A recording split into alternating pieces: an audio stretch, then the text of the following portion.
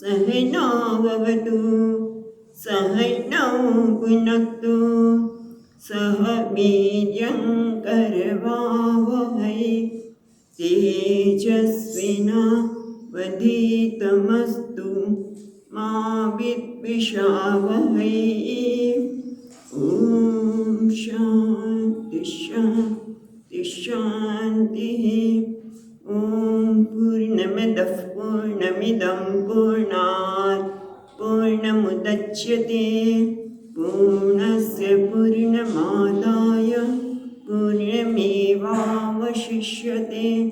ॐ शान्ति शान्ति शान्तिः। श्रुतिस्मृतिपुराणानाम् आलयं करुणालयं नमामि भगवत्पादं शङ्करं लोकशङ्करं शङ्करं शङ्कराचार्यं केशवं बादरायणं सूत्रभाष्यकृतौ वन्दे भगवन्तौ पुनः पुनः। ईश्वरो गुरुरात्मेति मूर्तिभेदविभागिने व्योमवद्व्याप्तदेहाय दक्षिणामूर्तये नमः। ॐ पार्थाय प्रतिबोधितां भगवता नारायणेन स्वयं व्यासेन ग्रथितां पुराणमुनिना मध्ये महाभारतम् अद्वैतामृतवर्षिणीं भगवतीम् अष्टादशाध्यायिनीम् अम्ब त्वामनुसन्दधामि भगवद्गीते भवद्वेषिणीम्। यं ब्रह्मा वरुणेन्द्ररुद्रमरुतः स्तुन्वन्ति दिव्यैस्तवैः वेदैः साङ्गपदक्रमोपनिषदैः गायन्ति यं सामगाः। ध्यानावस्थिततद्गतेन मनसा पश्यन्ति यं योगिनः यस्यान्तं न विदुःसुरासुरगणाः देवाय तस्मै नमः।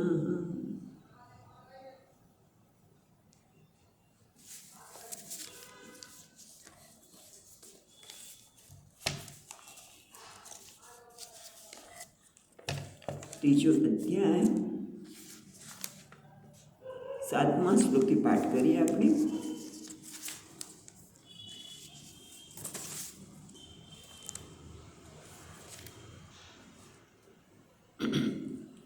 यस्मिन्द्रियाणि मनसा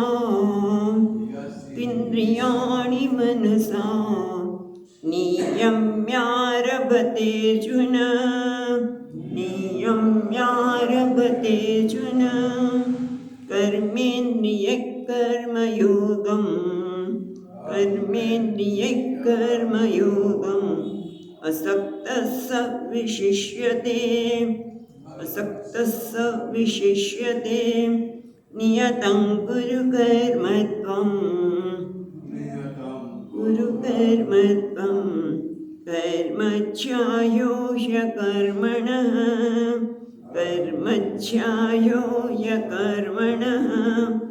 शरीरयात्रापि च ते न प्रसिद्धेद कर्मणः यज्ञार्थात् कर्मणोऽन्यत्र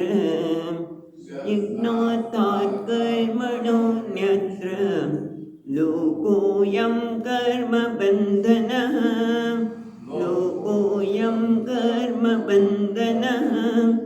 तदर्थं कर्म कौन्तेय કર્મ કૌંતેય મુક્ત સંગ સમાચર મુક્ત સંગ સમાચર. આપણે પ્રારંભમાં જોઈ રહ્યા છીએ એ પ્રમાણે આ અધ્યાયનો પ્રારંભ થાય છે અર્જુનના પ્રશ્નથી. અને એટલા માટે ભગવાન પહેલાં તો અર્જુનને કહે છે કે બે પ્રકારની જીવન પ્રણાલી છે. નિષ્ઠા કહે તો એમાં નિષ્ઠા હોવી આપણી પ્રમાણે એ, પણ એમાં કર્મયોગી માટે કર્મ, પ્રવૃત્તિ ધર્મવાળા માટે કર્મયોગ, અને નિવૃત્તિ માટે છે એના માટે જ્ઞાન. અને એ પછી ભગવાન કર્મના સંદર્ભમાં બતાવે છે કે ફક્ત કર્મ છોડી દેવાથી, કર્મનો સંન્યાસ લેવાથી માણસને સિદ્ધિ પ્રાપ્ત થતી નથી. કર્મનો પણ દરેકના જીવનમાં કંઈક ઉપયોગ છે, એનું કંઈક સ્થાન છે.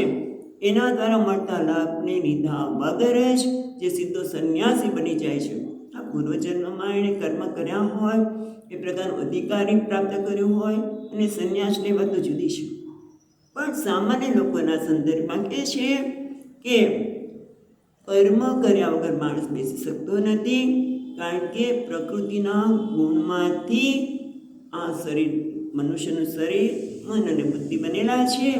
અને એના કારણે એ પ્રકૃતિના વશમાં આવવાથી ઈચ્છે કે ન ઈચ્છે કર્મ કરવાનું છે. અને સાથે સાથે આ પણ બતાવ્યું કે કેટલાક લોકો એમ માને છે કર્મ છોડી દેવા જોઈએ, કોઈ કર્મ કરવા જ ન જોઈએ. અને એટલા માટે એ કોઈ કર્મ કર્મેન્દ્રિય દ્વારા થાય છે. બરાબર છે? કર્મ કેવી રીતે કરે છે? કર્મેન્દ્રિય દ્વારા, જ્ઞાનેન્દ્રિય દ્વારા જ્ઞાન પ્રાપ્ત કરીએ, એ જ્ઞાનને આધારે કર્મેન્દ્રિય દ્વારા કર્મ થાય છે. એ કર્મેન્દ્રિય બંધ કરી દે અને હજી ભોગની વાસના, રાગ દ્વેષની વાસના દૂર થઈ નથી એવા લોકો માટે કહે છે કે ભલે એ કર્મ છોડી દે, પણ મનથી પણ મનસા ઇન્દ્રિયાર્થમ, મનમાં ઇન્દ્રિયોના વિશેનો વિચાર કરીએ. એટલું નથી, તમે જોજો આ મનથી આપણે વિષયનો ભોગ પણ કરતા હોઈશું, કાલ્પનિક ભોગ, એવું પણ માણસ કરી શકે. અથવા તો આપણે કઈ વખતે વિચાર કર્યો એ પ્રમાણે મનમાં પરમાત્માનું સ્મરણ, આત્મચિંતનના સ્થાને ઇન્દ્રિયોને સ્થિર કરી દીધી, પણ મનમાં તો જગતના પદાર્થનું ચિંતન ચાલતું હોય. મને આ મળે તો કેવું સારું, મેં આ ભોગવ્યું ત્યારે કેવો આનંદ આવતો હતો, વગેરે વગેરે. તો એ કેવો છે? મિથ્યાચારી, એ દંભી છે, એ પોતાનું અને જગતનું બધાનું અકલ્યાણ કરનાર છે. પણ એના સ્થાને અહીંયા આપણે બતાવ્યું કે જે વ્યક્તિ મનતા વિવેકથી, મનસા કીધું મન, યહ તુ ઇન્દ્રિયાણી મનસા નિયમ્ય, ઇન્દ્રિયોને એટલે કે જ્ઞાનેન્દ્રિયોને વિવેક દ્વારા પોતે પોતાના જીવન પહેલાં તો ધ્યેય નક્કી કરે છે કે આ જીવન એટલે શું? મનુષ્ય જીવન એટલે ખાલી સ્વામીજી કે આ શરીરને ચાલુ રાખીને શ્વાસ લેવું એને આપણે જીવન કહેતા નથી. એ તો ચાલવાનું જ છે, શરીર છે એટલે. પૈસા કમાવા, સત્તા પ્રાપ્ત કરવી, તો કે એના કરતાં પ્રસન્નતા પ્રાપ્ત કરવી, પરમાત્માની પ્રાપ્તિ કરવી, એ જીવનનો જેને હેતુ છે એવું મનસા વિવેક કર્યો છે. એ વ્યક્તિ માટે કર્મ શું બને છે? અહીંયા કહે છે કર્મ એક હેતુ બને છે, એક કારણ બને છે. શેના માટે? યોગ શુદ્ધિ, એટલે કે અંતઃકરણની શુદ્ધિ માટે એક કારણ બનશે. કર્મેન્દ્રિયૈ કર્મયોગમ અસક્ત શિષ્યતે, એટલે કે એના માટે બે છે કે કર્મ હું શેના માટે કરું છું? તો કે યોગની શુદ્ધિ એટલે કે અંતઃકરણની શુદ્ધિ માટે, અને જ્યારે ફળ મળે છે ત્યારે અસક્ત, એટલે ફળ માટેનું કંઈ આગ્રહ નથી. જે કંઈ ફળ આપે છે પરમાત્મા આપે છે. ગઈ વખતે વાત કરી 4 પ્રકારના ફળ મળે, એ બધા જ એના માટે પ્રસાદ છે. પણ જ્યારે ફળની આસક્તિ ન હોય ત્યારે બળ કયું કર્મનું? કારણ કે સમાચરણ સારી રીતે કર્મ કરો. કારણ કે મોટે ભાગે માણસને પોતાને શું મળશે, પોતાનો સ્વાર્થ સત્તાતો હોય તે કર્મ કરવામાં બહુ ઉત્સાહ હોય, કર્મ ઉત્સાહપૂર્વક કરે, આમ ઝપાટામાં કર્મ પૂરું કરી આપે, સરળતાથી કરી આપે. પણ અહીંયા તો કર્મફળની આસક્તિનો ત્યાગ કરવાનું કહે છે અસક્ત. એ કર્મફળની આસક્તિ ન હોય તો એક જ બળ છે, કયું? કર્મ કરવું. મને કર્મ કરવાની તક મળી છે, માટે હું સારામાં સારી રીતે કરું. કારણ કે મારે આ કર્મ કંઈ મેળવવા માટે નથી કરવું, પણ મારા અંતઃકરણમાં જે શુદ્ધિ છે જ એની આડે આવેલો જે રાગ દ્વેષનો કચરો છે એને દૂર કરવા માટે હું આ કર્મ કરું છું. આ પ્રકારના વિવેક સાથે જે કરે છે એ કેવો છે? તો અહીંયા આચાર્ય ટીકાકાર કહે છે કે અર્જુન, તું આશ્ચર્ય તો છો કે એક વ્યક્તિ કર્મેન્દ્રિયોને સંયમ કરી દે છે, પણ મનથી તો એ વિચાર કરતો જ રહેશે ઇન્દ્રિયોના ભોગનો. જ્યારે બીજો છે એ ઇન્દ્રિયોને મનથી, જ્ઞાનેન્દ્રિયોને મનથી એને વિવેકથી જે કર્મ કરવું હોય એમાં પ્રેરે છે ઇન્દ્રિયો, અને એ કર્મ કરે છે. ત્યારે પણ એ કર્મ અંતઃકરણની શુદ્ધિ માટે કરે છે. તો એનાથી શું મળે છે? બંનેમાં પરિશ્રમ તો છે, કારણ કે ઇન્દ્રિયોને રોકી રાખવી પણ પરિશ્રમ છે, કારણ કે મનમાં વિચારો ચાલે છે, મને આમ મળે વગેરે. ત્યારે ઇન્દ્રિયોને રોકી રાખવી એ પણ પરિશ્રમ છે, અને આ વ્યક્તિ ઇન્દ્રિયોને રોકતો નથી પણ છતાં કર્મ કરે છે. બંનેમાં પરિશ્રમ છે, પણ બંનેને ફળ તો જુદું મળે છે. એકને કહે છે, એક છે પરમ પુરુષાર્થથી વંચિત રહી જાય છે, એટલે અહીંયા કહે છે પુરુષાર્થથી, પરમ પુરુષાર્થથી વંચિત રહી જાય છે. જ્યારે બીજો કર્મયોગ ભાવનાથી કર્મ કરે છે એ કેવો છે? ઘણું બધું પ્રાપ્ત કરે છે. માટે ભગવાન કહે છે સવિશિષ્ય તે, કે આ વ્યક્તિ કર્મયોગી જે કર્મયોગી નથી પણ ફક્ત ઇન્દ્રિયોને સંયમન કરીને મનથી વિચાર કરે છે એના કરતાં શ્રેષ્ઠ છે. એટલું જ નહીં, ભગવાને કહ્યું કે નિયતમ કુરુ કર્મત્વમ, તું તારા ભાગે, નિયતમ એટલે તારા ભાગે આવેલું કર્મ તું કર. કર્મ જ્યાયો છે કર્મણ, જો અકર્મ કરતા તું કર્મ નહીં કરે. કારણ કે અર્જુનને કહે છે કે નિયતમ કુરુ ત્વમ કુરુ, એટલે તું કર. એટલે આમ અર્જુને કહી રહ્યા છે, પણ આપણા બધાને કહે છે. કારણ કે આપણે જોયું છે કે જ્યારે મને કર્મમાંથી મળતું ફળમાં રસ ન હોય તો કર્મ કરવું ગમતું નથી. અથવા તો મને સરળતાથી મારી આજીવિકા માનીએ કે મને બીજા બધા છોકરાઓ છે ને ચલાવશે, મને કર્મ કરતો ચાલશે. અને ઘણી વખત તો છોકરા એટલા નાના હોય અને છતાં ઘરનો મોભી કર્મ છોડી દેતા હોય છે. એવું પણ સમાજમાં જોવા મળે છે. એટલે બધાને ખ્યાલમાં રાખીને ભલે ભગવાન અર્જુન કુરુ ત્વમ કુરુ કર્મ, નિયતમ કુરુ ત્વમ કુરુ, પણ બધા માટે છે કે આપણા ભાગે જે કંઈ કર્મ આવ્યો હોય, જે એટલે જે આપણા ભાગે એ કર્મ શ્રેષ્ઠ જ છે. બીજાની સરખામણી સાથે કર્યા વગર તું કર. કારણ કે અકર્મ, હું કર્મ નહીં કરું તો તારી શરીર યાત્રા પણ ચાલશે નહીં. કારણ કે અર્જુન કે મારે ભિક્ષા લેવી છે, હું સંન્યાસી જીવન જીવવા માગું છું. તો સંન્યાસી તો ભિક્ષા પણ માગી શકે જે સંન્યાસી હોય તે. અહીંયા તો ટીકાકાર નીલકંઠજી કહે છે કે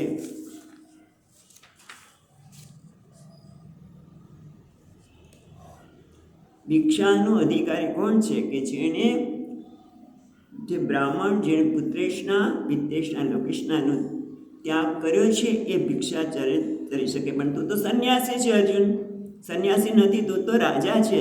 રાજા તો રાજયજ્ઞ માટે, એના માટે અધિકાર છે, ભિક્ષા માટે નથી. એ તારી શરીર યાત્રા પણ, તારું શરીર પણ ટકી શકશે નહીં. માટે તું અર્જુન ન કરવું નહીં એવો વિચાર ન કરીશ. અને બધાને કહે છે કે તમે કર્મ નહીં કરો તો આ શરીર કેવી રીતે ટકશે? કારણ કે તમે કેટલા દિવસ કોઈ તમે જમાડવાના છે? ઘરના લોકો પણ જ્યારે આપણે ગઈ વખતે વાત કરી હતી કે આપણે માણસ રિટાયર થઈ જાય એ ઘરમાં બેસી રહે એ પણ ગમતું નથી હોતું. એટલે ટૂંકમાં આપણે શરીરની યાત્રાને, અને ગઈકાલે વાત કરી કે શરીરને ટકાવવા માટે જો પરિશ્રમ નહીં કરીએ, શરીરના દરેક અંગ દ્વારા કામ નહીં કરીએ તો એ અંગ છે એ પછી નકામું બની જતું હોય છે. પણ આપણે જોયું, હવે આગળ કે છે, અચ્છા 9મો શ્લોક પણ જોઈ લીધો છે, રાઈટ? વાંચીએ. યજ્ઞાર્થાત કર્મણોન્યત્ર કર્મણોન્યત્ર લોકોયમ કર્મ બંધનઃ તદર્થમ કર્મ કૌન્તેય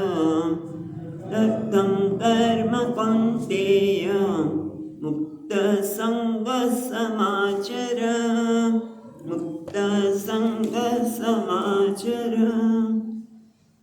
ભગવાન યજ્ઞાર્થાત કર્મણઃ અન્યત્ર. યજ્ઞાર્થાત એટલે કર્તવ્ય કર્મ, જેમાં બધું જે તે વ્યક્તિનું કર્તવ્ય કર્મ જુદું જુદું હોઈ શકે, પણ આ તો બધા માટે સમાન જ છે. કે જેમ કે યજ્ઞ એટલે યજ્ઞ કરવો, દાન, હોમ, તીર્થ સેવન, વેદનું અધ્યયન, વ્યવહારિક જે કંઈ કર્મ આવે, આ શરીરને ટકાવવા માટે જે કંઈ કર્મ આવે એ, અને પારમાર્થિક કર્મ. કારણ કે છેવટે મનુષ્યના જીવનનું એક જ કર્તવ્ય છે, એ પરમાત્માની પ્રાપ્તિ. અને એના માટે તું કર્મ કર. યજ્ઞાર્થાત એટલે કર્તવ્ય કર્મ કર. એટલે કે તારા ભાગે જે કંઈ કર્તવ્ય આવે છે એ તું કેવી રીતે કર. કર્તવ્ય કર્મ એટલે બીજાનું હિત કઈ રીતે થાય. હું જે કંઈ કર્મ કરું છું એનાથી બીજાને કેમ સુખ મળે, બીજાનું હિત કેમ થાય, એનું નામ છે યજ્ઞાર્થાત કર્મ. હા, યજ્ઞાર્થાત એટલે બીજાને કેમ હું ઉપયોગી થાઉં, કોઈ પણ વ્યક્તિને હું ઉપયોગી કેમ થાઉં, એનું હિત કેમ થાય, મારા કર્મથી એને સુખ મળે, એને પ્રસન્નતા મળે, એનો અનાદર ન થાય, એને તિરસ્કાર મારાથી ન થાય. બધા બીજા બધા મનુષ્યના સંબંધમાં જે કંઈ કર્મ હોય એ દરેક કર્મમાં એ આવી જાય છે. અને એનાથી શું થાય તો કહે છે, આ સિવાયનું કર્મ છે બંધનરૂપ છે, પણ આ કર્મ છે કર્મયોગની ભાવના. એટલે જ્યાં બીજાને કેમ સુખ મળે, બીજાનું હિત થાય, તો એના માટે ત્રીજા અધ્યાયના ચોથા અધ્યાયનો 23મા શ્લોકમાં કહે છે, યજ્ઞાયાચરત કર્મ સમગ્રમ પ્રવિલીયતે. યજ્ઞની ભાવનાથી કરવામાં આવેલું કર્મ, બધા જ એના કર્મોનું ભોગવવાના કર્મો હોય છે, બધા જ નાશ પામે છે. પ્રવિલીયતે એટલે આખું ઉપયોગી છે. પણ આ યજ્ઞની ભાવના, કર્તવ્યની ભાવના, બીજાને કેમ ઉપયોગી થવું એની ભાવના, બીજાનું કેમ હિત સદાય એની ભાવના સિવાયનું જે કર્મ છે, અન્યત્ર એટલે એ સિવાયનું જે કોઈ પણ કર્મ છે એ કેવું છે, લોકોયમ કર્મ બંધન. એ ખરેખર આ લોકમાં બંધન કરનારું છે. જેમ કે નાનકડી દ્રષ્ટાંત લઈએ આપણે એટલે ખબર પડે. ઘણી વખત આપણે આવું કરતા હોય છે. એટલા માટે આપણે એટલે જોઈએ, આપણે કરીએ છીએ તો કરતા હોય તો નીકળી જવું, પણ સામાન્ય રીતે એવું થતું હોય, કોઈ આવે આપણે એને આદર આપીએ, ખૂબ આદરથી બોલાવીએ, સત્કાર કરીએ, બરાબર, એ સારી વસ્તુ છે. પણ અંદર મનમાં શું છે ભાવ કે આના લીધે લોકો મને સજ્જન કહેશે, કે કેવા સજ્જન છે, કેટલો આદર આપે છે વગેરે. મનમાં એક ભાવના એવી છે કે હું કોઈને આદર આપું છું ત્યારે અંદરથી તો મને એમ છે કે લોકો મને સજ્જન કહેશે, કેવા સારા છે એવું કહેશે. તો એ કેવું છે, બંધન કરતા. એ અન્યત્ર કર્મ છે, યજ્ઞાર્થાત કર્મ નથી. બહારથી ભલે આપણે સારા શબ્દો બોલતા હોય, પણ અંદરથી આપણી ભાવના કઈ છે. કર્મ એક છે, પણ એની પાછળની ભાવના કઈ છે કે કોઈ મને સજ્જન કહે છે, મારે એની બસ મારે ત્યાં આવ્યા છે, મારે એને આવકાર આપવો જોઈએ, અમારું કર્તવ્ય છે. ખ્યાલ આવે છે? બહુ કેટલું સૂક્ષ્મ છે આ બધી વસ્તુ. એવી રીતે તમે જો ઘણી વખત શિબિરમાં ગયા હોય અને શિબિરમાં જઈએ ત્યારે ઘણા લોકો ઊભા થઈને પ્રશ્ન કરતા હોય. પ્રશ્નનો ઉકેલ માટે જ કરતા હોય તો વાંધો નથી, પણ જો એ પ્રશ્ન કરતી વખતે ઘણા એમ કે હા મેં કેવો મોટો પ્રશ્ન પૂછ્યો, મને બધી વાહ થશે. બહારથી પ્રશ્ન પૂછાય છે પણ અંદરથી એની ભાવના એવી છે કે વાહ મારી વાહ થશે. ઘણી વખત લોકો કોલેજમાં પણ તમે જોજો, આજે પાછું કોલેજમાં પણ બધાની વચ્ચે પ્રશ્ન પૂછે, પણ આમ જોવે કે મેં કેવો પ્રશ્ન પૂછ્યો, તો એ શું છે? પ્રશ્ન નથી. પ્રશ્ન જે પૂછ્યો છે જિજ્ઞાસાની તૃપ્તિ માટે નથી, પણ અંદરથી હું બીજા કરતાં કંઈક છું. બધા ગમે ત્યારે જ્યારે મારા કર્મમાં એવી ભાવના અંદર રહી હોય કે હું બીજા કરતાં કંઈક છું એ બતાવું, આ કંઈક છે એવું જ્યારે આવે ત્યારે અન્યત્ર કર્મ કહેવાય. ખ્યાલ આવે છે? અન્યત્ર કર્મ કોને કહેવાય એના માટે ચર્ચા કરે છે. યજ્ઞાધાત કર્મણો અન્યત્ર લોકોયમ કર્મ બંધનમ અને અન્યત્ર તદર્થમ કર્મ કૌંતેય મુક્ત સંગ સમાચરમ. અને એટલા માટે ભગવાન કહે છે તદર્થમ કર્મ કૌંતેય, અર્જુન તું યજ્ઞ અર્થ બીજાને કેમ સુખ મળે, બીજાને મારા દ્વારા કેમ એનું હિત સધાય એ રીતે તું કર્મ કર. કારણ કે બને છે શું કે આપણે ક્યાં રહીને કર્મ કરીએ છીએ.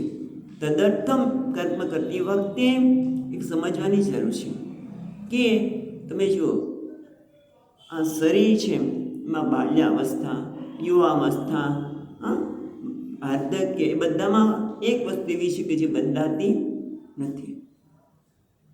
બાલ્યાવસ્થા, યુવાવસ્થા, વાર્ધક્ય કે વૃદ્ધાવસ્થા, એ બધામાં એક વસ્તુ બદલાતી નથી. કઈ? એમાં કોઈ પરિવર્તન નથી. ખ્યાલ આવે છે? હુંમાં પરિવર્તન નથી, એ બદલાતું નથી. એને એ હું જે અપરિવર્તનશીલ છે એ જ્યારે કોની સાથે જોડે? એ પરમાત્મા પણ અપરિવર્તનશીલ છે, તો આપણા માટે બંધન નથી. પણ મોટે ભાગે શું થાય છે કે આ શરીર છે એ પ્રકૃતિનું બનેલું છે. શરીર છે પંચમહાભૂતનું પ્રકૃતિનું બનેલું છે, અને ઇન્દ્રિયો વગેરે ને પ્રકૃતિ સાથે સંબંધ રાખવાનો છે. જે શરીર પ્રકૃતિનું બનેલું છે એ કોની સાથે જોડાવાનું છે? સંસાર સાથે જોડાવાનું છે. ત્યારે ભગવાન કહે છે તદર્થમ કર્મ કૌંતેય, એ કૌંતેય એના માટે સંસાર માટે જ્યારે કર્મ કરે ત્યારે પણ મુક્ત સંગ, કર્મફળની અપેક્ષા ન રાખીશ. કારણ કે તું જે કર્મ કરી રહ્યો છે ને ત્યારે વિચાર કરે કે તારા પર કેટલું બધું ઉપકાર થયેલો છે. આ સંસાર માટે જ કોઈની માટે પણ કર્મ કરે છે ત્યારે પણ કેટલા બધાની સહાયતાથી તું એ કર્મ કરે છે. કોઈને પણ ઉપયોગી થવાનું કર્મ હોય એના હિત માટે પણ ઘણા બધાનો સહકારથી થયું છે. મારા ઉપર ઘણા બધાનો ઉપકાર છે, માટે પણ હું લોકોના હિતનો, સુખનો વિચાર કરું. એનું નામ છે મુક્ત સંગ. એટલે સંગ થાય જ નહીં ફળની આસક્તિ. ધીમે ધીમે એ વસ્તુ દૂર થઈ જાય અને સમાચાર સારી રીતે તું કર્મ કર. કંઈ મેળવાનું નથી છતાં પણ સારી રીતે તું એને નિર્વર્તય એને કર, એનું આચરણ કર. હવે ભગવાન આગળ કહે છે જ્યારે યજ્ઞની ભાવનાથી કર્મ કરવાનું કહ્યું, અધિક કર્તવ્ય કર્મ કરવાનું કહ્યું, તો એ કેમ કરવાનું કહ્યું? તો કે આ તો પહેલેથી જ બ્રહ્માજીએ સૃષ્ટિનું સર્જન કર્યું છે ત્યારે જ આ કર્યું છે. આપણે જરા જોઈએ 10મા શ્લોકમાં, સ યજ્ઞ પ્રજા સૃષ્ટ્વા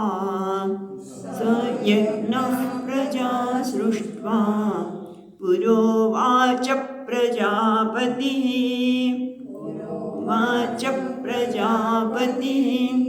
અનેના પ્રશવિષ્યદ્વમ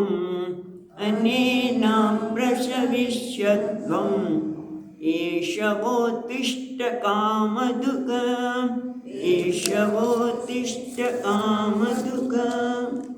એટલે ભગવાન કહે છે સયજ્ઞ પ્રજા સૃષ્ટ્વા પુરોવાચ પ્રજાપતિ. પૂરો એટલે પહેલા સૃષ્ટિના પ્રારંભ વખતે જ પ્રજાપતિ ઉવાચ સ યજ્ઞ પ્રજા, એટલે જ્યારે પ્રજાપતિએ સૃષ્ટિનું સર્જન કર્યું ત્યારે યજ્ઞ સહિત જ પ્રજાનું સર્જન કર્યું છે. યજ્ઞ સહિત જ પ્રજાનું સર્જન કર્યું છે. અને સાથે કહ્યું ઉવાચ, એમણે કહ્યું અનેન પ્રસવિષ્યત્વમ એષવો અસ્તુ ઇષ્ટકામધુ. ખ્યાલ આવ્યો? એષ જુત્સનની ભાડી છૂટી. અનેન પ્રસવિષ્યત્વમ, આના વડે પ્રસવિષ્યત્વમ એટલે વૃદ્ધિ પામો, ઉન્નતિ કરો. વૃદ્ધિ પામો એટલે ઉન્નતિ કરો. એષ વહ, એષ એટલે આ, વહ એટલે તમારા માટે, બધા માટે. અસ્તુ થાવો, ઇષ્ટકામદુ ઈચ્છિત ફળ આપનારું, એ કામધેનું બનો. વિચારીએ આપણે કે બ્રહ્માજી છે એ તો સૃષ્ટિના રચયિતા છે. એ રચના કરે, જેમ કે પિતા છે એ હંમેશા બાળકને જન્મ આપ્યો છે તો માતા પિતા બાળકનું કલ્યાણ થાય એ જ ઈચ્છે. એ રીતે બ્રહ્માજીએ પણ સૃષ્ટિના સર્જનકાર છે એટલે બધાનું કેમ કલ્યાણ થાય એ પણ વિચારે છે. અથવા તો બીજી દ્રષ્ટિએ જોઈએ તો કોઈ પણ વ્યક્તિ નવી વસ્તુ બજારમાં લાવે, નાનકડી પણ હોય તો પણ એની સાથે મેન્ડેટ આને કેવી રીતે વાપરવું તે. ઇલેક્ટ્રિક સામાન હોય અને હમણાં જ બન્યું, અત્યાર સુધી તો નાનકડું મશીન ચાલતું હતું અને ક્યાંક હાથ બીજો અડાઈ ગયો એટલે વજન ખોટું જ આવે. તો કોઈ વ્યક્તિ આટલું ઓછું વજન તો આપે નહીં, અને ક્યાં ગડબડ થઈ, કારણ કે આવડ્યું નહીં માટે. કેટલા દિવસ પછી ઓલી હમણાં એક દીકરી આવે ને ફટફટ ચોસો, હા હવે તો બધું બરાબર જ વજન છે, સેલ બદલાવવાનું પેલું બદલાવ, પણ આવડે જ નહીં તો આપણે કંઈ ફાયદો થાય નહીં. એટલે દરેક વસ્તુ જ્યારે એ લોકો મોકલે બજારમાં ત્યારે એનું મેન્ડેટ, એને કેવી રીતે વાપરવું તે. ઘણી વખત ઇલેક્ટ્રિસિટી પણ આપણે વધારે આપી દઈએ તો મશીન બગડી જાય, બળી જાય છે ને. એટલે કેવી રીતે વાપરવું તેમ. એમ અહીંયા પણ બ્રહ્માજી પિતા છે માટે કલ્યાણ જોઈએ છે, અથવા તો જેણે સર્જન કર્યું છે તે. આ સર્જન હારે આ જગતમાં તું જગતના પદાર્થનો કેવી રીતે ઉપયોગ કર કે જેથી તારું ઉન્નતિ થાય, તારું કલ્યાણ થાય.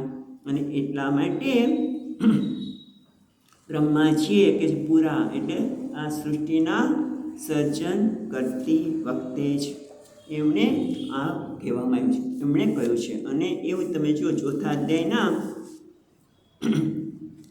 અધ્યાયમાં પણ ભગવાન કહે છે કે આ યોગ મેં પેલા વિવસ્વાન આપ્યો હતો, પણ અત્યારે સ્વએવ જે મેં યોગ વિવસ્વાન આપ્યો હતો એ જ હું તને અત્યારે કહું છું.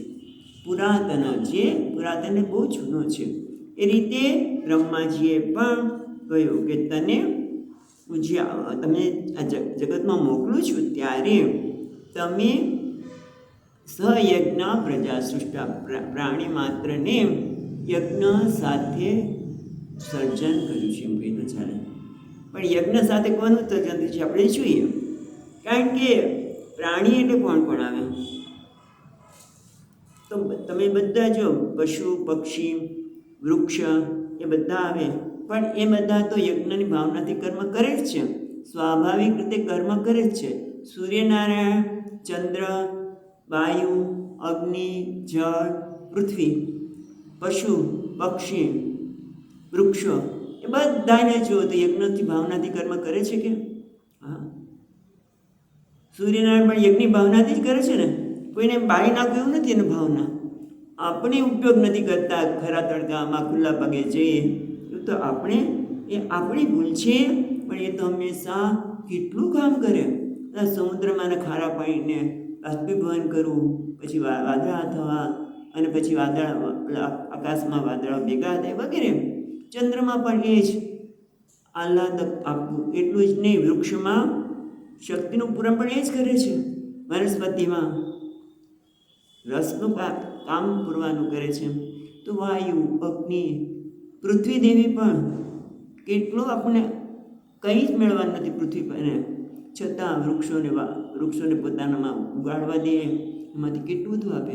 વૃક્ષો પણ પરોપકારની ભાવનાથી કરે છે. લોકોનું અતીત કેવી રીતે થાય લોકોનું કલ્યાણ કેવી રીતે થાય એના માટે જ કરે છે. એટલે એ લોકોને તો આમ જોવા જઈએ તો એ લોકોને પાછું વિવેક પણ નથી, વિવેક કરવાનો જ નથી, કારણ કે ભગવાને એ રીતે બનાવ્યા છે, યજ્ઞની ભાવનાથી જ બનાવ્યા છે. એને એમને વિચાર કરવાનો પણ આવતો નથી. વૃક્ષને, પ્રાણી, પશુ, ગાય કે એમ નથી વિચાર કરતી. ગાય જે દૂધ છે એને વાછરવા માટે નથી હોતું, મનુષ્યને પણ મળે છે, બધા જ પ્રાણીઓ. એમ મને હમણાં આ વિચાર કરતાં વિચાર આવ્યો કે ગાય, ભેંસ છે બધા બરાબર, પણ આ કૂતરો એ તો આપણે કારણ કે હેરાન ન કરતો એવું લાગે, એ તમારું કામ કરે છે. એ બેઠું હોય તો કોઈ અંદર આવી ન શકે, ભલે ભસે નહીં કે કંઈ પણ હોય, કંઈક ને કંઈક તો કરતા જ હોય છે. કહેવાનો અર્થ એ કે દરેકને કંઈક ને કંઈક કોઈકને ઉપયોગી થાય એવું કર્મ થતું હોય છે. એક મનુષ્યને ભગવાને વિવેક બુદ્ધિ આપી છે. મનુષ્યમાં વિવેક બુદ્ધિ છે કે મારે કયું કર્મ કરવું જોઈએ અને કયું કર્મ ન કરવું જોઈએ. એટલા માટે ભગવાન બ્રહ્માજી કે સયજ્ઞ, યજ્ઞ સાથે જ અમે બધાને અહીંયા મોકલ્યા છે. તમે બીજું એક જુઓ કે યજ્ઞ એટલે કેમ લોકોનું હિત થાય મારા દ્વારા, કેમ લોકોને આનંદ પ્રાપ્ત થાય, કેમ લોકોને મારા દ્વારા એમને સુખ પ્રાપ્ત થાય, એનું નામ યજ્ઞ. સરળ. એનાથી ભગવાન ખુશ થવાય. યજ્ઞ હતા એટલે ભગવાન માટે કર્મ કરવું એટલે આ જ ભગવાનને આપણે પરમેશ્વર પ્રીત્યર્થમ અહમ કર્મ કરીશે, એનું નામ કર્મયોગ હોય. તો આ જ થયો અર્થ કે કેમ લોકોનું હિત મારા દ્વારા સધાય. મારે કંઈ નથી જોતું, મને ખૂબ ભગવાને આપ્યું છે, હું લોકોને આપું, હું કેવી રીતે એમને ઉપયોગી થાઉં, એનું નામ યજ્ઞ. અને બીજું શું છે કે ઋષિઓ, દેવતાઓ, ઋષિઓ, પિતૃ, મનુષ્ય, બીજા મનુષ્ય પણ, પશુ, પક્ષી, વૃક્ષ, આ બધા કેવા છે? પ્રજા. હા, બધા બ્રહ્માજીના પ્રજા છે, પણ એમાંય પ્રજા કોણ? ખરેખર તો મનુષ્ય. ખ્યાલ આવે છે? અહીંયા સયજ્ઞ પ્રજા સૃષ્ટવા, બ્રહ્માજીએ આ જગતનું સર્જન કર્યું ત્યારે પ્રજા એટલે મનુષ્ય. કેમ? કારણ કે દેવતા, પિતૃઓ, અન્ય મનુષ્યો એ બધામાં ખરેખર કર્મ કોણ કરે છે? મનુષ્ય છે. એટલા માટે એને વિવેક પણ આપ્યો છે કે શું કરવું, શું ન કરવું. એટલે ખરેખર મનુષ્ય જ કર્મ કરવાની યોગ્યતા ધરાવે છે. એની પાસે સાધન પણ છે, એ બધું જ એની પાસે છે. એટલે એને બીજા પ્રાણીઓનું, દેવતાઓનું, એ બધાનું પાલન કરવું, એનું રક્ષણ કરવું, એની જવાબદારી પણ બ્રહ્માજીએ સર્જનહારે મનુષ્યને આપી છે. બરાબર કે નહીં? વિચાર કરો. દેવતા, પિતૃ હોય, વૃક્ષ, પશુ, બીજા મનુષ્ય, એ બધાને એક શક્તિ આપી વિવેક બુદ્ધિ તો કર્મ કરવાની. વિવેક બુદ્ધિ તો દેવતામાં છે, પિતૃમાં છે, પણ કર્મ કરવાની શક્તિ, અધિકાર મનુષ્યને જ છે. એટલે એને બધાને કેમ ઉપયોગી થવું, નિષ્કામ કર્મ કરવું, કર્તવ્ય કર્મ. આગળ કહ્યું કે જો તું કર્તવ્યોની ભાવનાથી કર્મ કરીશ, એટલે કર્તવ્ય એટલે મારે માટે આ ભાગે આવેલું કર્મ છે. કર્તવ્ય એટલે હું આ સ્થિતિમાં, હું ગૃહિણી છું, હું મા છું, હું પિતા છું, હું અધિકારી છું ઓફિસમાં, તો મારું કર્તવ્ય શું છે? કારણ કે કર્તવ્ય કર્મ પછી હમણાં આવશે જ. પણ કે આપણે જે કર્મ કરીશું એનું કે આપણે ભળતર નથી મળવાનું નથી, પણ અત્યારે એક જ છે કે કર્તવ્યની ભાવનાથી તું કર્મ કર. તો અહીંયા શું કહે છે? એનાથી તમને શું મળશે? તો અનેન પ્રશવિશ્ચદ્વમ એષવ અસ્તુ ઇષ્ટકામ દુઃખ. આનાથી તારી ઉન્નતિ થશે, તારા એકદમ ખૂબ જ ઉન્નતિ કરીશ, પ્રગતિ થશે, અને સાથે સાથે ઇષ્ટ કામ દુઃખ. ઇષ્ટ એટલે ઈચ્છિત ફળનું તને પ્રાપ્ત થશે. કામ દુઃખ એટલે કામનાનું દોહન કરી શકીશ, ઈચ્છાની પૂર્તિ કરી શકીશ. એના માટે કહે છે કામધેનુ. આ સયજ્ઞ, યજ્ઞની ભાવનાથી કરીશ કર્મ તો એ તારા માટે કામધેનુ બની જશે. કામધેનુ એટલે આપણે ઈચ્છીએ સામાન્ય ગાય અને કામધેનુ. કામધેનુ આપણે ઈચ્છીએ બધું આપે, રાઈટ? હવે ચાલો વિચારીએ, ઇષ્ટકામ ઈચ્છીએ એ મળે? તો કે ના, ત્યાં કહે છે ઈચ્છિત વાત, જો હું જે ઈચ્છા કરું, એક બાજુથી કહે છે તું કર્તવ્ય કર્મ કર, તું બીજાના હિત માટે કર, બીજાને સુખ માટે કર, તારા સ્વાર્થ માટે ન કરીશ. કારણ કે આપણે હમણાં જ જોયું કે જો સ્વાર્થ હોય ને તો આપણે કર્મ આમાંથી શું મળશે એવું જો મને ખબર હોય તો હું બહુ ઝડપથી કર્મ કરું, એમાં મને એક ઉત્સાહ હોય. હા, તો એનો અર્થ મારી કંઈ કામના છે. અને અહીંયા પણ ઈષ્ટ કામ દુઃખ, એ તારી ઈચ્છિત કામનાઓને પૂરી કરનાર હશે.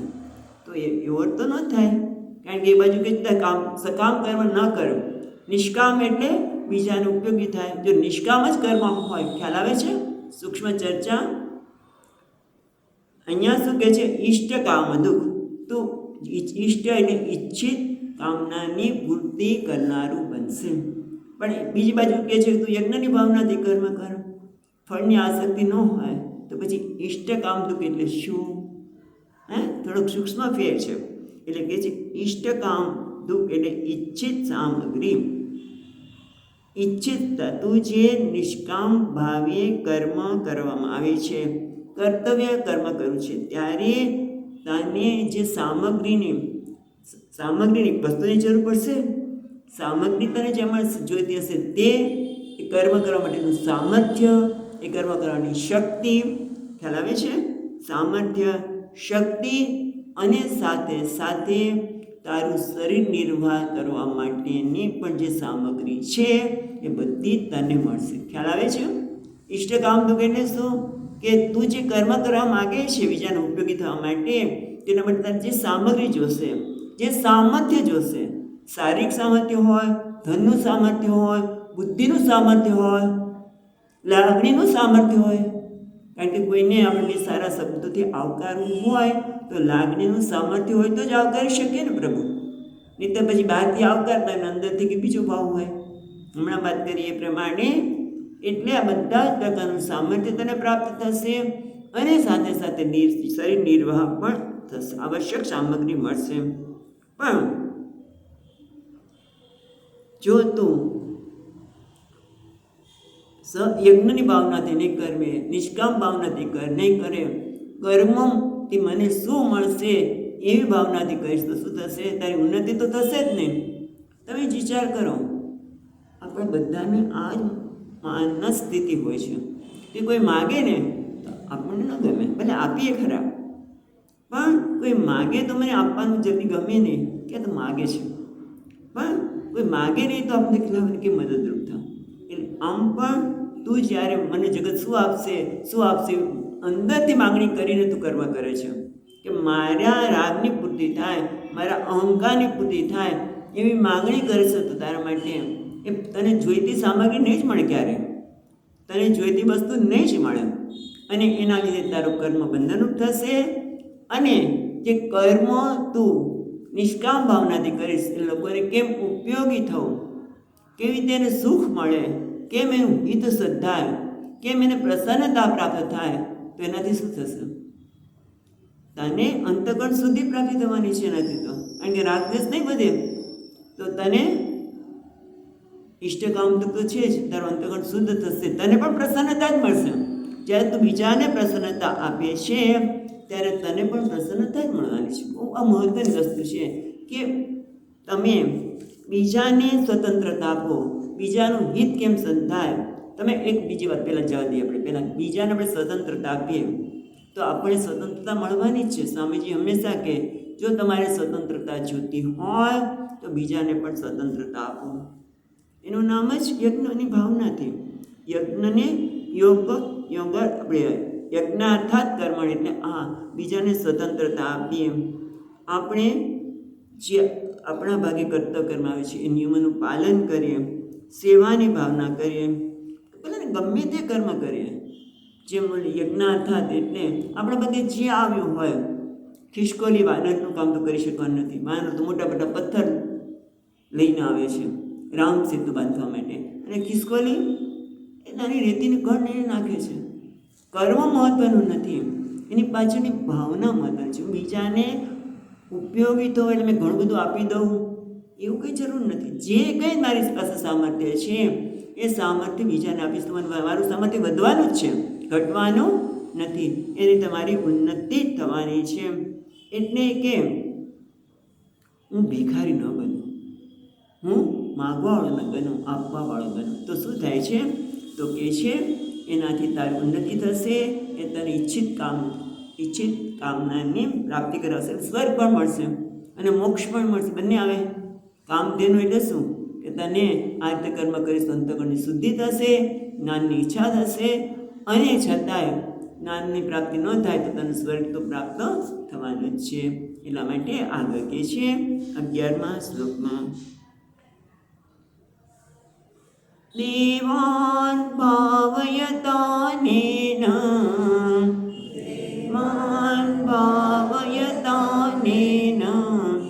તે દેવા ભાવયન્તુ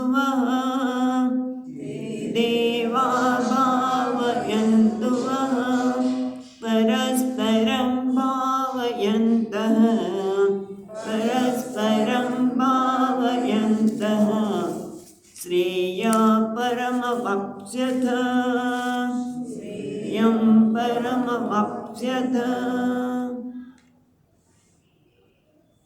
એટલે કે છે દેવાન ભાવયતાનેન. દેવાન એટલે અહીંયા ઇન્દ્રિયો વગેરે, પછી આપણે જોઈએ છીએ, પણ અહીંયા એટલું જોઈએ કે દેવાન દેવોને ભાવયંત એ સંતુષ્ટ કરો. તે દેવા ભાવયંતુ તો તે દેવતાઓ પણ તમને એટલે તમને ભાવયંતુ સંતોષ કરશે, તમારું પાલન કરશે. અને પરસ્પરમ ભાવયંત, પરસ્પરમ એકબીજાને ભાવયંત સંતુષ્ટ કરતા, શ્રેય એટલે કલ્યાણ, પરમ શ્રેષ્ઠ કલ્યાણને પ્રાપ્ત કરશો, અવાપ્ત થશે. એના માટે કહે છે બ્રહ્માજીએ સૃષ્ટિનું સર્જન કર્યું ત્યારે આ બે વસ્તુ કીધી. એક તો યજ્ઞની ભાવનાથી કર્મ કરીને તમારી ઉન્નતિ કરો, બરાબર છે. અને સાથે સાથે શું છે? દેવતાઓને પણ, દેવતા એટલે કોણ? દેવતાઓને બધા આવી જાય. દેવતા એટલે ઇન્દ્ર વગેરે. અહીંયા તો શંકરાચાર્ય મહારાજ ઇન્દ્ર વગેરે દેવતાની વાત કરે છે, પણ ઇન્દ્ર, દેવતાઓ, ઋષિઓ, પિતૃઓ, પછી મનુષ્ય, બધા જ પક્ષી બધા જ, વૃક્ષ પણ, આ બધા અંદર આવી ગયા. વિશાળ દ્રષ્ટિથી જોઈએ. અહીંયા તો મહારાજે એટલું જ કહ્યું છે કે ઇન્દ્રાદીન ભાવયત, એમનું પોષણ કરો, એમને વર્ધયંતાન એવ, એમને સંતુષ્ટ કરો, બરાબર છે. એટલે કે તમે કર્મયોગની ભાવનાથી, ઉદ્દેશથી જ બધાને સુખ પહોંચાડવાની ભાવનાથી કર્મ કરો, તો તમે બીજાને સંતોષ આપો. દેવોને સંતોષ આપો એટલે શું? કે દેવો, પશુઓ, પક્ષીઓ બધાને હું કેમ ઉપયોગી થાવ. કારણ કે એ લોકોને પણ આપણે હમણાં જ વાત કરી કે દેવતાઓ હોય, બધા સૂર્ય ચંદ્ર બધા એ તો આપણને આપી જ રહ્યા છે કંઈક ને કંઈક. કંઈ એમને લેવાની ભાવના નથી, પણ આપણે મનમાં આ ખ્યાલ રાખીને કે મારા મનમાં એક જ ઉદ્દેશ હોય કે બીજાને કેમ સુખ પહોંચાડવું. સંપૂર્ણ પાણી માત્ર કેવી રીતે ઉન્નતિ કરે, એમની ઉન્નતિ કેવી થાય, સુખ કેવી રીતે થાય, એના માટે પ્રયત્ન કરું. જેમ કે વૃક્ષો છે, એ મને આપે છે, પણ હું લીધા જ કરું તો કેવો બની જાઉં છું? સ્વાર્થી, અને મારા માટે બંધનનું કારણ બને છે. પણ મને જ્યારે આપે છે ત્યારે હું એમને જરા એને વૃક્ષનું ખાતર આપું, પાણી આપું, એ બધું કરું તો વૃક્ષ મને ફળ આપવાના જ છે. કારણ કે એ પોષણ પામશે તો મને વધારે સારું ફળ મળવાનું છે. એવું પણ ખરું ને? જે તમે, સ્વામીજી મહારાજ હંમેશા કે તમે જે આપશો ને એ ફરતું તમારી પાસે જ આવશે. તમે જે પ્રકારના તરંગો મનમાં વિચારશો ને તો વહેતા તમારી પાસે જ આવે. એ બધાને હું કેમ ઉપયોગી થાવ, બધાને હું કેમ પ્રેમ કરું. તમે પ્રેમનો ભાવ રાખશો તો તમને પ્રેમ મળવાનો જ છે. પણ હું લોકોનો ઉપયોગ કરી લઉં, લોકોને પાસેથી વધુ મેળવી લાવો અને એમને કંઈ આપવું નથી તો તમને કશું જ મળવાનું નથી. હકીકત છે કે જે એ તરંગને વહેતા કરો ને, તમે એવા તરંગો વહેતા કરો કેમ લોકોનું કલ્યાણ થાય. બધાનું કલ્યાણ થાવ. કંઈ નહીં તો રોજ આવી ભાવના પણ કરીએ કે મારા દ્વારા હું કોઈને દુઃખ પહોંચ્યું ન કરું, અને કર્યું હોય તો હું ક્ષમા માગું છું, પણ બધાનું કલ્યાણ થાવ, પ્રાણી માત્રનું કલ્યાણ થાવ, મારા દ્વારા કોઈનો અનાદર ન થાય. એવા જો આપણે વિચારો બેતા કરીએ તો આપણે મળવાનું છે. પણ આપણે અનાદર, તમે કહો છો હમણાં જ 2 મિનિટ પહેલાં જ આપણે વાત કરતા હતા કે આપણે કૂતરાને નાખતા હોય, આપણે કૂતરાને બિસ્કિટ આપીએ છીએ, પણ તમે જુઓ ફેંકી દે, આમ નાખતા હોય છે, ફેંકતા હોય છે. ઘણી વાર કોનો અનાદર થાય છે? 2 જણનો, અંદરનો પણ અને ઓલી વ્યક્તિને આપણે કૂતરાને કંઈક જુદું માનીએ છીએ. બીક લાગતી હોય, કડી જશે કેવું હોય એટલે કદાચ કરતા હોઈએ, પણ દરેક વસ્તુમાં ફેંકી દઈએ. કેટલી બધી વસ્તુ આપણે આમ જ કરતા હોય છે.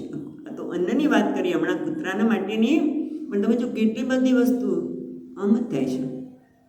ખોખા હોય જે થવું હોય થાય, કેટલી સૂક્ષ્મતા આમાં કહે છે.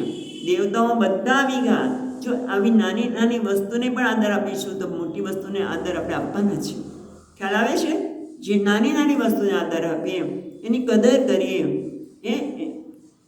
તો એનાથી શું છે? દેવાન ભાવયતાને તમે એને આદર આપશો ને સંતોષ આપશો. ભલે આપણે એમ લાગે કે સાંભળી કેમ બોલે છે, પછાડો ને, એ કેમ બોલવાની છે? ડોલને પછાડો ને.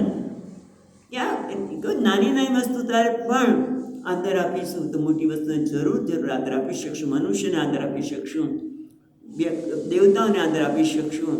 અને આપણે દેવતાઓને આદર આપીએ એટલે શું? યજ્ઞ વગેરે કરવા, સૂર્યનારાયણ અર્ઘ્ય આપીએ, એમને કંઈ અર્ઘની આવશ્યકતા નથી, પણ આપણા મનમાં એ કૃતજ્ઞતાની ભાવના છે એટલા માટે. અને આમ પણ આપણા શાસ્ત્રમાં કહે કે રાક્ષસો શું કરે? પહેલું કામ કરે, યજ્ઞ બંધ કરાવી દો, જેથી યજ્ઞ દ્વારા જે આહુતિ પહોંચે છે દેવતાઓને એ મળે નહીં, અને દેવતા ન મળે તો બધા નિર્બળ બની જાય. એટલે બ્રહ્માજી કહે છે કે બસ આ વસ્તુ નોંધો કે એ લોકો આપણા ઉપકાર કરે છે તો પરોપકાર મારું પણ હોવું જોઈએ. બીજાને કેમ ઉપયોગી થવી? દેવતાઓને પણ ઉપયોગી થવા માટે યજ્ઞ વગેરે કરીએ, સ્તુતિ કરીએ, તો એવું પણ પ્રસન્ન થઈને આપણને હંમેશા પ્રસન્ન જ રાખશે. આ તો હકીકત છે ને. તમે કોઈને પ્રણામ કરો તો તમને કોઈ શાપ નથી આપવાનો. તમે કોઈને આદર આપો, કોઈને પ્રણામ કરો વડીલોને, તો વડીલો તેમને શાપ આપવાના છે પોતાના બાળકોને? ના. હંમેશા કોઈને આદર આપો એને ગમવાનું જ છે, અને એ બીજાને આદર આપવાનું છે. એટલા માટે કહે છે ભગવાન કે બસ આવા પ્રકારની ભાવના હશે ને તો સંબંધો પણ ટકાઉ હશે. જ્યાં નિસ્વાર્થ ભાવના હશે, કેમ લોકોને ઉપયોગી થવું, કેમ એનું હિત થાય. આપણે એમ થાય કે લોકો મારો આપણી પાસે બધું લઈ લેશે તો આપણને કોઈ કશું લઈ નથી શકતું. આપણે આપવાવાળા બનશું તો આપણે વધારે લોકો આપણો દુરુપયોગ કરશે. હા, એવું આપણે લાગે, પણ કોઈ દુરુપયોગ કરી શકે જ નહીં. કારણ કે ભગવાને મને આપેલું છે એવું ભાવના હોય તો જ. નહીં તો પછી શું થાય? આપતી વખતે પણ હું બધાને આપ કરીશું ને તો મારો દુરુપયોગ કરશે તો, અને પાછા ઘરના લોકો એમ કે ખરા તું બહુ ભોળી છું માં, તું બધાનું કરે છે, તારો બધા લાભ લઈ જાય છે. એટલે આપણે પાછું થાય કે હા હો, આ લોકો મારો લાભ લઈ જાય છે. આપણે કોઈ કહે એટલે આપણે ભૂલી ગયા કે હું કર્મયોગ ભાવનાથી કરીશ તો મારી ઉન્નતિ છે, મારી પ્રગતિ છે. હું કોઈના પર ઉપકાર નથી કરતા. પણ અહીંયા તો આપણે ભગવાન ગીતામાં કહે છે કે દેવાન ભાવયતા, અને તમે બીજાને આદર આપશો, એની કદર કરશો, એને સંતોષ આપશો તો એના તરફથી પણ તમને એ જ મળશે. કીધું જે આપણે તરંગો મોકલશું સમાજમાં, જે પણ વિચાર કરશું એ જ આપણે આવશે. એના માટે સાવ અનુભવનો દાખ બધાને ખબર છે નાના હતા ત્યારથી કે તમે પહાડોની બધી બાજુ પહાડ હોય ને, વચ્ચે જઈને જે બોલો એ પાછું આવવાનું છે. પડઘો એ જ પડઘો પડવાનો છે. બરાબર? તમે જે પહાડમાં જઈને જે બોલો છો એ દયા તો દયા આવશે, કૃપા તો કૃપા આવશે, અને મારો આવશે તો એ જ આવવાનું છે. એટલે અહીંયા એ સત્યનું ઉદ્ઘાટિત કરતા કહે છે કે તમે આવા પ્રકારની જીવન શૈલી કરશો તો તે દેવા ભાવયંતુ, તો તમારા સંબંધ મનુષ્ય તો ખરા જ, દેવતાઓ તો ઇન્દ્ર વગેરે દેવતાના યજ્ઞ દ્વારા સ્તુતિ દ્વારા તો ખરા જ, પણ મનુષ્યનામાં આપણે સંબંધ વગર રહેવાના નથી, એટલે સંબંધમાં પણ ટકાઉ હશે. કારણ કે લાગણીમાં પણ એક સંતોષની ભાવના હશે અને પરસ્પરમ ભાવયંત આ એકબીજાને પ્રસન્ન કરતા કરતા છેવટે શ્રેય એટલે કલ્યાણ પરમ આપશે, તે પરમ કલ્યાણ એટલે આત્મજ્ઞાન. કારણ કે એના માટે તો આપણે જન્મ્યા છીએ. ત્યાં તુલસીદાસજી પણ કહે છે, એ તન કર ફલ વિષયન ભાઈ. ઉત્તરકાંડમાં તુલસીદાસજી મહારાજ કહે છે, એ તન કર ફલ વિષયન ભાઈ. મનુષ્યનું જીવન વિષયના ભોગ માટે નથી, પણ ઉન્નતિ માટે, કયા પરમાત્માની પ્રાપ્તિ માટે છે. પરમ શ્રેય એટલે પરમાની પ્રાપ્તિ, પરમ આનંદ, પરમ સંતોષ, પરમ પ્રેમ.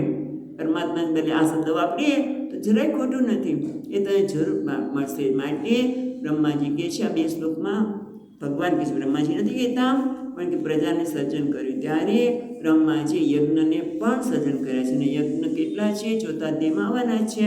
પણ યજ્ઞની ભાવનાથી તું કર તો તારું કલ્યાણ થશે. એ તારા માટે કામધેનુ બનશે. પણ કઈ કામધેનુ?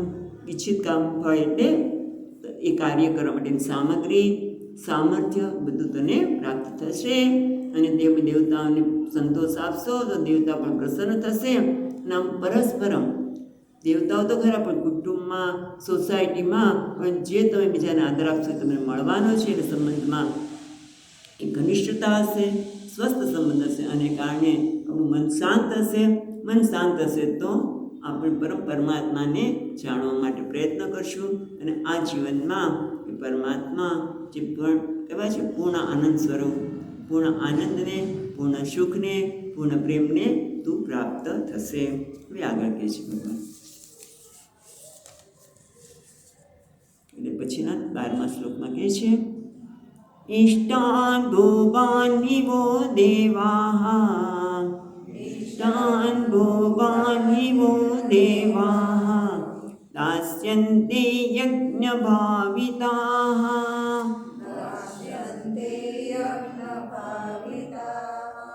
તે દત્તાન પ્રદાયેભ્યઃ, તે દત્તાન પ્રદાયેભ્યઃ, યો ભુંક્તે સ્તેન એવ સઃ, યો ભુંક્તે સ્તેન એવ સઃ. સ્તેન એટલે તસ્કર, ચોર. કેવી રીતે આપણે જોઈએ તો કહે છે, ઇષ્ટાન ભોગાની વો દેવાહ દાસ્યન્તે યજ્ઞ ભાવિતાહ. ઇષ્ટાન ઈચ્છિત, ભોગને ખરેખર વહ તમને એ દેવો આપશે. કેમ? યજ્ઞ ભાવિતાહ, કારણ કે યજ્ઞથી સંતુષ્ટ થયેલા દેવતાઓ તમને ઈચ્છિત વસ્તુની પ્રાપ્તિ કરાવશે. પણ તે દત્તાન અપ્રદાભેહ, તેમના તૈહી એટલે તેમનાથી દત્તાને આપેલા અપ્રદાયેભ્ય એને પાછું આપીએ નહીં, અર્પણ કરીએ નહીં તો આપણે કેવા છીએ? તે દત્તાન અપ્રદાયેભ્ય, એમને ન આપી તો યહ ભુંક્તે સ્તેન સહ, પણ જે યજ્ઞથી સંતુષ્ટ થયેલા દેવતા તમને ઈચ્છિત ફળ આપશે, પણ એને દીધેલા ભોગોને આપણે અર્પણ ન કરીએ, એમને પાછા ન આપીએ, એનું કદર ન કરીએ અને આપણે ભોગવ્યા જ કરીએ તો આપણે કહેવાય છે સ્તેન એવ સહ. આપણે ખરેખર ચોર જ છે. કારણ કે ચોર શું કરે છે? કોઈ મહેનત કરતો નથી, પણ કોઈની વસ્તુ છે જૂટવી લે છે. એમ દેવતાઓ આપણે આપે છે પણ એને પાછું આપતા જ નથી, તો આપણે કહેવાય છે ચોર. એટલે ટૂંકમાં આપણા જીવનમાં જે કંઈ મળે છે, અહીંયા તો કે દેવતાઓને સંતુષ્ટ કરશો એટલે દેવતા તમને યોગ્ય, તમને ઈચ્છિત ફળ આપશે.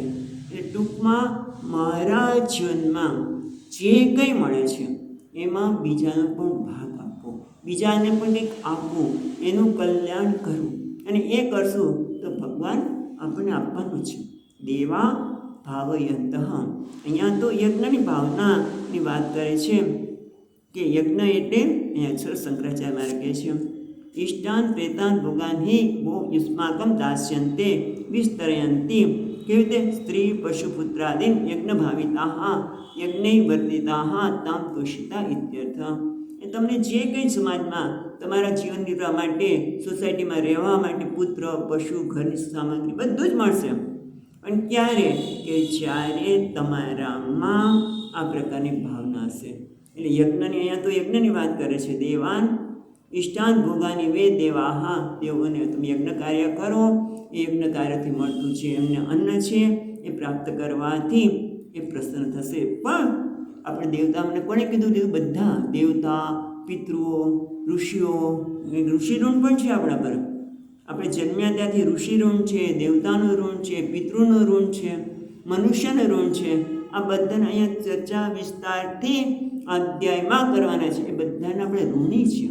એવો જો ભાવ હોય તો આપણે બીજા સાથે ઋણ ચૂકવવાનું હોય ત્યારે ફળની અપેક્ષા હોય. હું ઋણ ચૂકવું છું. મેં કોઈની પાસેથી ઉધાર પૈસા લીધા છે, મારે પાછા આપવાના હોય ત્યારે એમ થાય કે મારી વાહ કરે. એટલે તે લીધા છે ને તો પાછા આપે છે. એટલે મનમાં વાહવાની ભાવના થાય ખરી કે ન જોઈએ? એ રીતે આપણે દેવતાઓ પાસે, ઋષિઓ પાસેથી બધા પાસે લીધું છે માટે કંઈક આપીએ, કંઈક કરીએ. જેમ પહેલાંના વખતમાં હજી આજે કરતા જ છે કે અનાજ આવે ખેડૂતો એટલે મોટે ભાગે અનાજ આવે એટલે પહેલું ગામમાં મંદિરમાં મોકલવાનું છે. ગામની વિધવા બહેનો છે જે મહેનત નથી કરી શકતી કે એનું જીવન કેમ ચલાવવું, એના માટે છે. બધાને આપતા આપતા પછી એમના ત્યાં જાય. એટલે કે મને જે મળ્યું છે એ બધાને આપવાથી ખેડૂતની વાત કરી. પણ આપણી પાસે જે કંઈ મળે છે ભગવાનની કૃપાથી એમાં બીજાને ઉપયોગી થવાની ભાવના. પૂછ્યું ને કંઈ નહીં તો આપણે બુદ્ધિશક્તિ આપી છે, બીજાને બુદ્ધિ દ્વારા, કોઈને જ્ઞાન પ્રદાન કરીને, કોઈને સેવા કરીને. પણ આ બધા જ દેવતાઓ જ છે. અને એ જ્યારે પ્રસન્ન થશે ત્યારે એ રૂપમાં રહેલા દેવતા પ્રસન્ન થશે ત્યારે આપણને પ્રસન્નતા મળવાની છે. આપણે જીવન નિર્વાહ માટે કોઈ ચિંતા કરવાની જરૂર નહીં પડે, વ્યવહાર માટે કોઈ ચિંતા કરવાની જરૂર પડશે નહીં. એટલા માટે તારે હંમેશા કર્મયોગ ભાવના કો, યજ્ઞની ભાવના કો, અથવા તો ઉદારતાની ભાવના કો, કોઈને સુખ આપવાની ભાવના કહ્યું, એ રીતે કરીશ તો તારો ઉદ્ધાર જ છે. પણ જો તું નહીં આપે તો તું કેવો છે? ચોર છે. અને ચોર થવું ગમે કે? કોઈ આપણે ચોર કહેતો હોય ને ગમે, ન કર્યું હોય ને કોઈ એમ કે તે આમ કેમ કર્યું તો આપણે ના ગમે. એટલે આપણે ચોર થવા નથી માગતા. ભગવાન કહે છે પણ તું સાહુકાર બન, શેઠ બન, કે જે બધાને આપવાવાળો હોય એવો તું બન, તો તારી જ ઉન્નતિ એમાં રહેલી છે. વિશેષ આપણે કાલે જોઈશું. ઓમ પૂર્ણમદઃ પૂર્ણમિદં પૂર્ણાત પૂર્ણમુદચ્યતે પૂર્ણસ્ય પૂર્ણમાદાય પૂર્ણમેવાવશિષ્યતે. ઓમ શાંતિ શાંતિ શાંતિ. શંકરં શંકરાચાર્યં કેશવં બાદરાયણં સૂત્રભાષ્યકૃતૌ વંદે ભગવन्तौ પુનઃ પુનઃ. ઈશ્વરો ગુરુરાત્મેતિ મૂર્તિભેદવિભાગિને વ્યોમવદ્વ્યાપ્તદેહાય દક્ષિણામૂર્તયે નમઃ. ઓમ શાંતિ શાંતિ શાંતિ. હરિ ઓમ. શ્રી ગુરુભ્યો નમઃ. હરિ ઓમ.